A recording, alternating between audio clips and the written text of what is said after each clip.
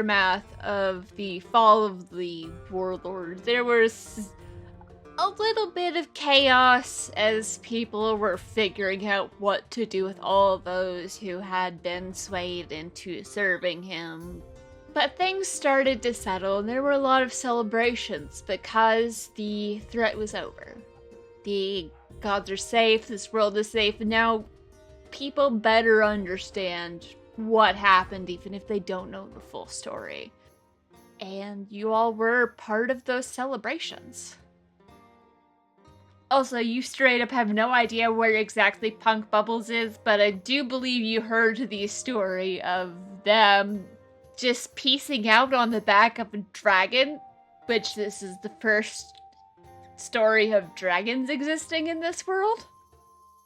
You're all finding yourselves the center of a lot of attention, which may or may not be your favorite place to be. Either that or you are absolutely befuddled by what's going on. It'll eventually get back to a more normal level, but considering the fact that Foster, you watched Philomena get thrown off a cliff, and Philomena, you watched Foster get shot out of the sky, it makes sense to be a little, no, I'm just going to be clingy. I will also remind Rim that you were able to restore Schmendrick's gods, so Schmendrick might not be a god anymore. The celebrations continue, and then you are offered a ride via the airship back to Springhelm, which I believe Montpre is near there. You're in a caravan that passed by Springhelm, so it makes sense. It's like ballpark in the same general area.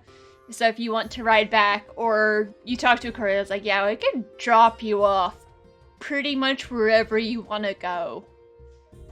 We're gonna be going a lot of places, so if you need a ride somewhere, just let us know where you want to go. Yeah, Rim's got some work to do. Imagine Philomena and Foster definitely want to go back to Springhelm. I guess we will start with Rim as you are dropped off. They do stop and pick up your cart along the way and then take you home. And your family is very excited to see you. The blight's still a problem, but they're managing so far. And they don't exactly know what you've been up to recently. Most of your siblings straight up do not believe you. There is a lot of teasing, and even when they do start to believe you, they still don't act like they do. And you've learned quite a lot, and I'll say in the meantime, you are excited to see that Jane is also well not dead like you thought from that dream that you had. Everyone's fine. You see Jane and you see that she's been going through some of your notes and stuff that you've left behind. It's become pretty decent alchemist herself. So as you start working on something to cure the blight, she helps. And it takes you some time to get all the ingredients together, and you also have all the stuff that you got from Baba Yaga to help do something that will, over time, push back the blight. I picture you and Jane. You're just on a walk gathering ingredients, talking about your plan to go off an adventure. You just keep walking and talking, and eventually you come across a place, and she's like, huh, I didn't know anyone lived out here. And you see there's a house where there didn't used to be one. And you recognize it. And you see there's no one inside, but there is a note that was left for you. Because when the Divine Glass shattered, some things changed. So Mama Yaga can't really use this house exactly like she used to. So she figured she would make sure it's in good hands. It's yours now, and as well as all of the ingredients inside of it. And Jade is just looking around. Big, like, anime sparkle eyes, like, whoa. It's the exact same look you had on your face when you first walked in and saw what all was on the walls. And you feel the sensation of the house standing up. And it starts to walk. And you ride off in your chicken hut with the girl you had a crush on for, like, ever, I get the feeling. At the very least, she's your best friend. You're very close. And you become quite renowned as an alchemist. To the point where your siblings, they eventually stop teasing you about it. And they start bragging about you. Like, yeah, it's my brother. And you got Jane with you. And you can now go visit your friends whenever you want, because sometimes the house moves a lot quicker than you feel like it should. Just don't think about it too much. It's a good house. You do eventually run into Schmendrick. He's no longer a god, but he's very happy because his gods are back. And his people are safe, and he doesn't have to be a god anymore.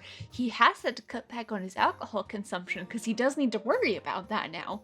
But he's doing better.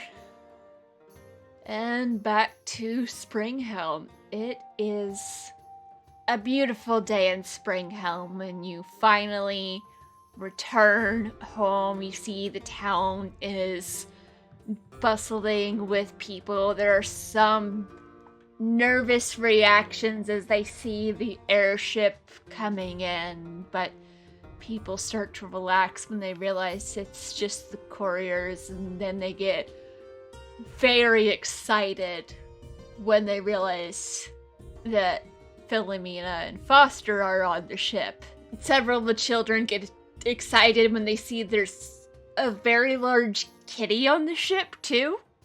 And after a very stressful few months, Phil and Foster, you're home. And everyone is okay. Surprisingly, I mean, there were some people who had to go into hiding for a while, and some people who haven't made their way back yet, but they do over time, and everyone is okay. And Philomena, you are considered a local hero, because everyone knows the story of how you fought to buy people time to get to safety. You were the hero on the mountain. And even though you felt they still celebrate you because you didn't give up. And people remember the story of all of you. Everyone, including Punk Bubbles and Angelo. That story will be remembered, and it'll inspire people for generations that anyone can make a difference. Anyone can save the world. You just have to choose to do what's right, even when it's hard. People are also very excited to see you, Corin. I don't think there's a lot of catfolk in this part of the world. The kids are all very curious to know more about you and about Tybalt and whatever stories you tell, whether they be true or not. You also get to meet the Firmum, which is the orc tribe that lives nearby. They're very welcoming to you. They understand your appreciation for nature and they share it. They don't wander quite like you do. But they're still happy to talk with you, share stories. You get some really interesting stories from down in the library whenever you do get to go down there, which I will say, the library is intact. And Philomena and Foster, you are still the only two people who can just, like, intrinsically instinctively find your way through. Except I think, Corin, you're able to do it too. You can't quite comprehend the language like they can. But there's one time where you just go out of curiosity, you're able to find it. And there are some texts written in not the language that they had to translate. And you continue in your quest to become a god. You explore a lot, you learn a lot, and it takes 9 years, but you wake up one morning and you wake up, roll over, Tybalt's like right there. Boo. It's not easy to become a god, but I guess I could help you out a bit. I mean, cats do have 9 lives. And after about 9 years, Corin just disappears, and there's suddenly another cat god. And I feel like Philomena and Foster just share a look when this happens. For Phil and Foster, what does your epilogue look like? What do you do in the following years and moving forward? You open the door, and I picture like you were back to your normal housing in the orphanage, at least for now. And it's another person of the works center and says, "Hi, I've got a couple of people here to see you. They're just down this way." And you go into this, like a little private meeting room that you use for prospective parents and so forth. Because you gotta make sure you're doing, like, the best choice for the kid. And I think, Foster, you freeze just inside of the doors. You realize who you're looking at, because it's your mom and dad. Your mom just rushes forward and, like, scoops you and Philomena up into big hug, and then your dad comes around on the other side, wraps his arms and his wings around you, and just this big hug. And Philomena, you're in on this too. Your dad started crying, like, the second that he saw you, and then as you start crying, your mom starts crying. As you're laughing, you feel like this little hand poking you, and you see Squish. In this little jar, it's got these little holes at the top, and it's just like poking you. There's like a thread, and it's trying to pull at it, but its body is mostly liquid, so it's not really working, so it's mostly just getting that one thread really, really clean. There's this jar with this, like, semi-transparent liquid that just keeps shifting colors. There's these little holes out of the top, and just, like, some of it comes out of the hole, and it makes this little thing that kind of looks like a hand, but it's only got, like, 3 fingers, and it just waves. More little hands pop out, and it just is next thing you know, it's holding onto all of your fingers, and Foster wouldn't know what this feels like, but it's like you have hand sanitizer on your fingers. Eventually, the crying calms down long enough, and I imagine it takes a while for you to, like, catch up with them, and they fully understand they were gone from your life for a very long time, and they can't undo that. But they're so excited to see you now. They're so proud of who you've become, and the fact that, like, you got this family, you have this awesome job, you saved the world. They're really sad they missed your wedding, but really happy to see that you found someone. And your mom is just absolutely gushing over you, and your dad is rambling on about the implications of the things that you've done and how cool it is. Your dad just, eyes go wide, and your mom is just like, "It'll be a bit before I get my husband back from this. Oh well. Good thing we were planning on staying for a while anyway." And they do give you space to process, because they also need space to process. You don't really get to interact, but there are occasional moments where you will see, like, this very magical creature standing before this barrel that just says Punk Bubbles and has these 2 little eyes poking out of it. And the creature's usually different. It's not always the same creature. There's just suddenly, every once in a while, there's a new, more highly evolved sentient creature wandering around that is capable of understanding speech. Another thing with your parents is, I do think they had some names in mind for you whenever you were ready to choose, and they may tell you about them, but do you choose to say Foster? They absolutely respect that.